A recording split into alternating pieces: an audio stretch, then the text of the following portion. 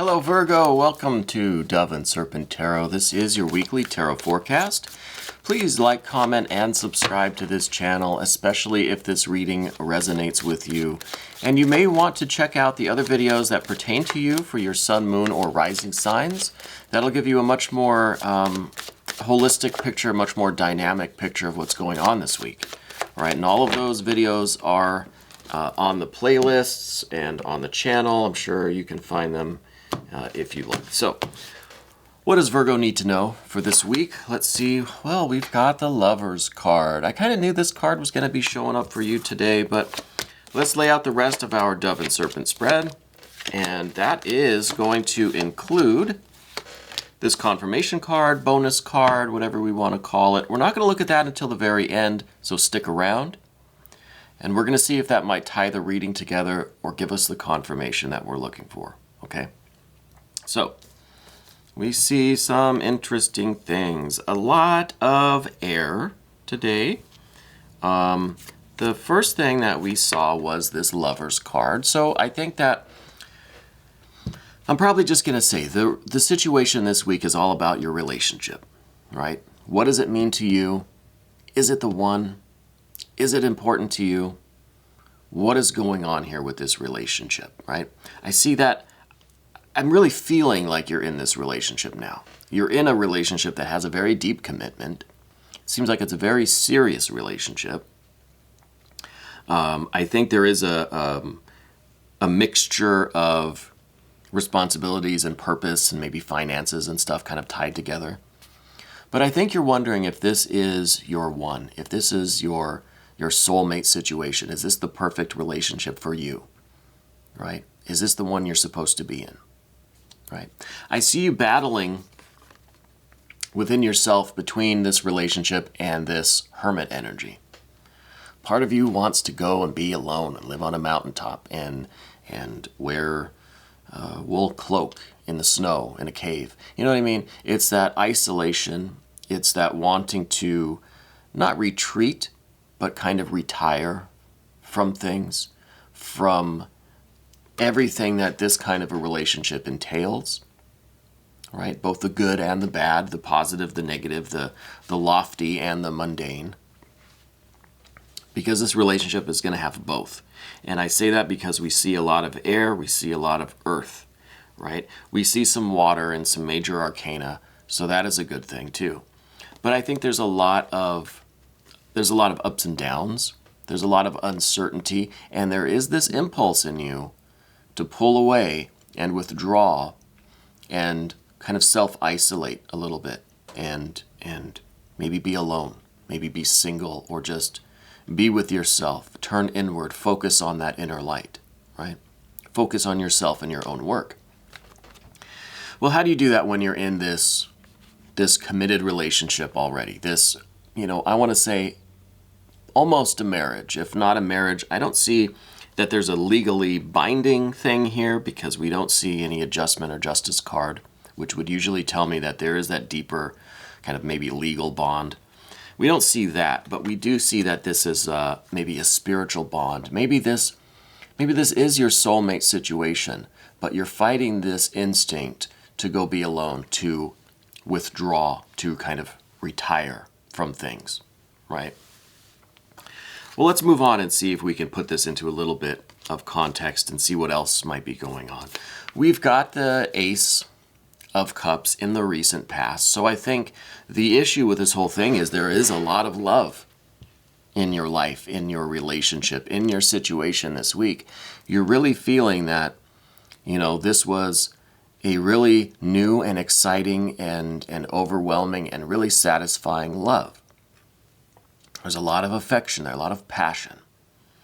And for whatever reason, it's moved into this situation now where you're kind of battling that instinct to be alone or retiring, So I think this is really kind of the foundation, or the, maybe not the foundation, but the origin of this situation was that you really fell in love with each other. Right? It really was a strong love. And I think it still is. But I think this is where it's coming from. This is the origin of things. Now, to put this entire reading in a nutshell, I think we're going to turn towards the Knight of Discs. Now, the Knight of Discs is someone who is in charge of all of that mundane stuff.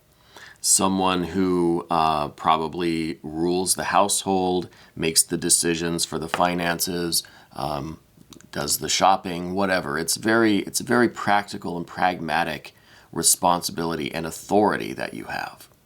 But I see that it's really something where you're kind of always on duty.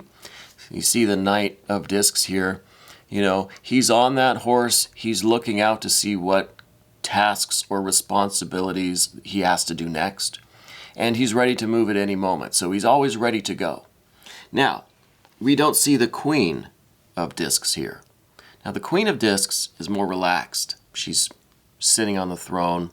She's a little bit more at ease, right? Not the Knight. The Knight is vigilant. The Knight is ready to go. The Knight is just kind of waiting for the next duty, the next task to come along. So I think this is a sense of your responsibility, your sense of not being able to relinquish any of that responsibility, right? You're not able to sit and relax because you feel like you're always kind of on duty, right? And I think this is the thing in the nutshell. This is the card, the top of the spread here, will tell us what the entire reading is about. And I think this is really what it is. I think it's the physical activities of your life that are providing some of the impetus for this instinct to retire, right? I understand it. We're going to move on to something that's just below the surface, something that you may be aware of, but maybe not completely, or you haven't consciously acknowledged that. And this is the Ten of Cups. I think in this situation, in this position, the card is kind of saying that there's been some overwhelming emotional states, that it's really been as much as you could handle. It's really been just kind of filled to the rim and overflowing a little bit, and it's maybe a little too much. It may be that the emotions are so intensified at times that it also contributes to your instinct to kind of retire, to be that hermit, right? So I think this is also part of the issue that it's not really being talked about or acknowledged, but this is something that's just beneath the surface. It's kind of what this situation is resting on, okay? And it's these feelings that can be overwhelming. They can be intensified. They can be too much at times, okay? Ten of Cups here. Now, in the immediate future, we see this Queen of Swords. Now, I don't think this is an actual person involved here. I think this is more of a detached analysis of the situation. This is looking at things from a higher perspective, a higher vantage point, being a little bit detached and unbiased. You know, it's taking a bird's eye view of things and assessing it without the attachment, without the emotional or value judgment attachment to the situation. Okay? The Queen of Swords is a very objective figure. She's able to cut herself off from her emotions, her anxiety, and look at things for what they are and get a sense of what needs to be done or what the reality is. Okay? And I think this is in your immediate future. I think this is probably the way for you to deal with this situation that we're seeing on the path of the dove here, right? Which comes back to the kind of dichotomy between the Lover's card and the Hermit, you know. And it's possible to have both. I think there is a way to reconcile these two apparent opposites, these apparent opposing instincts that you have, these opposing wills. I think there's a way to reconcile those and to join those opposites together. I think it's possible. But it's going to take that objective thinking, that bird's eye view, that new vantage point, that detached analysis and unbiased thinking about this situation and assessing the situation and getting that bird's eye picture of it. Okay. Now we're going to move on to the path of the serpent here and see if we can get a little bit more understanding of what's going on. I see this Empress card, and this is kind of what you feel or where your head is at every day, the things that you're doing every day. I kind of get a sense that you're trying to be a mother to everyone. I feel like there's a lot of love and nurturing and taking care and really being productive and producing things and really getting things done, getting things accomplished, right? But I'm getting this sense also of this kind of a motherly quality where it's like you're trying to take care of everyone.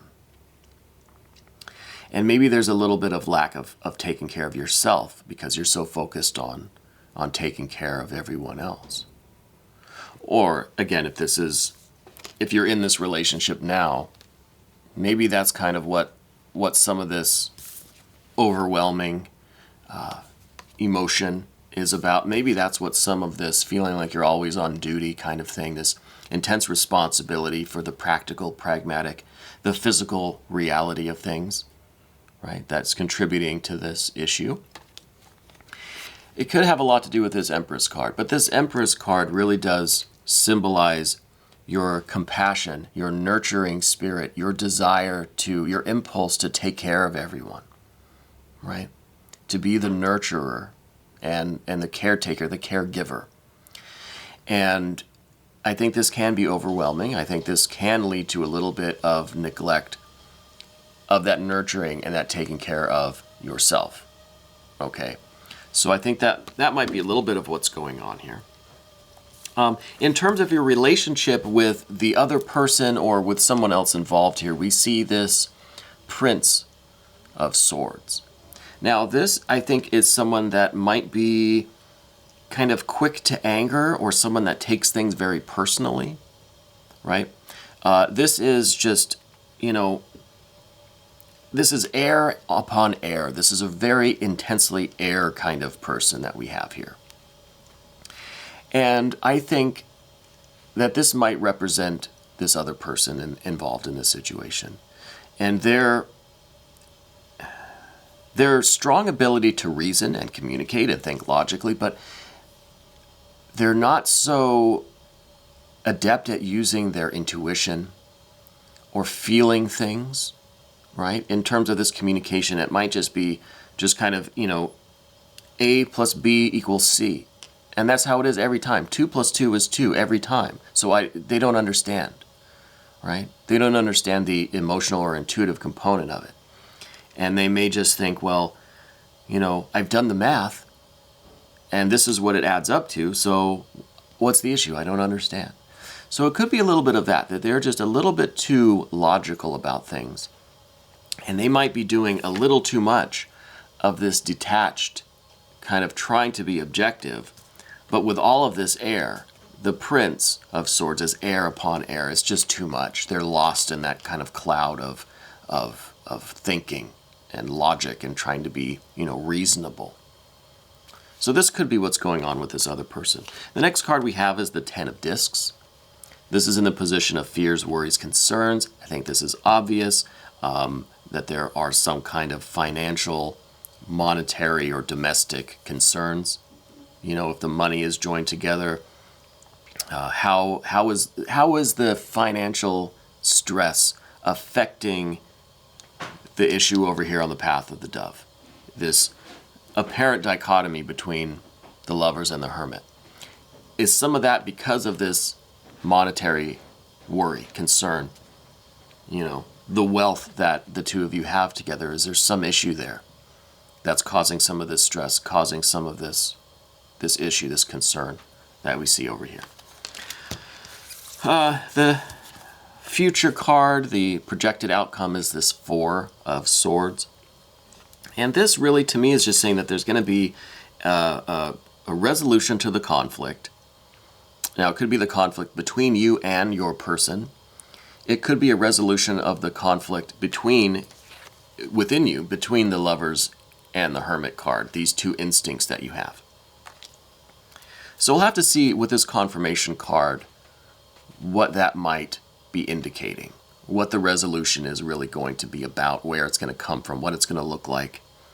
And is this really you and your person avoiding the conflict, avoiding the discussion? Or is this you really resolving this conflict within you? Okay, so we'll have to see which way that goes. Let's take a look now at this confirmation card. I'm curious what this is going to reveal to us. Well, you got the Sun card.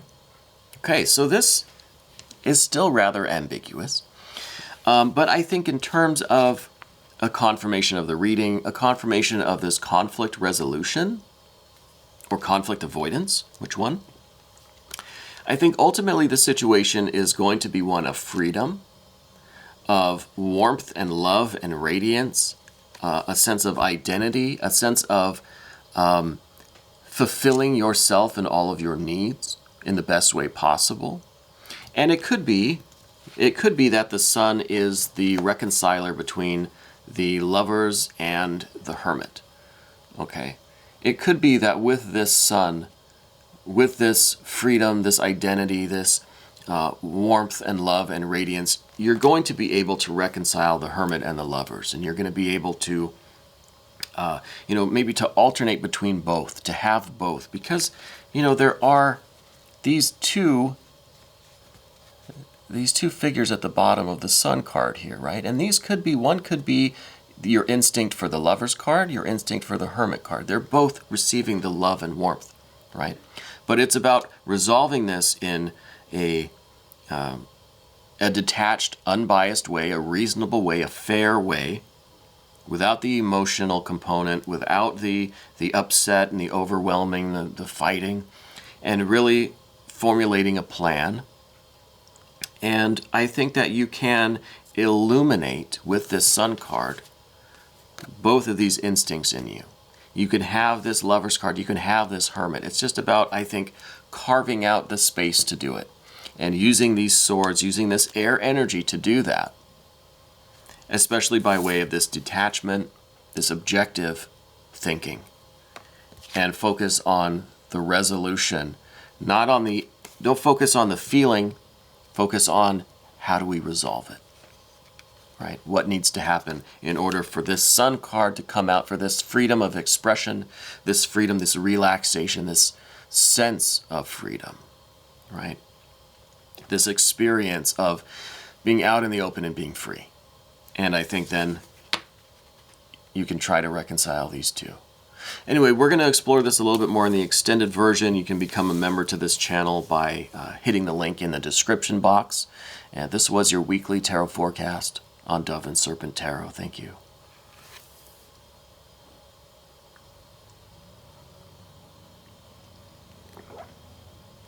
What is that noise?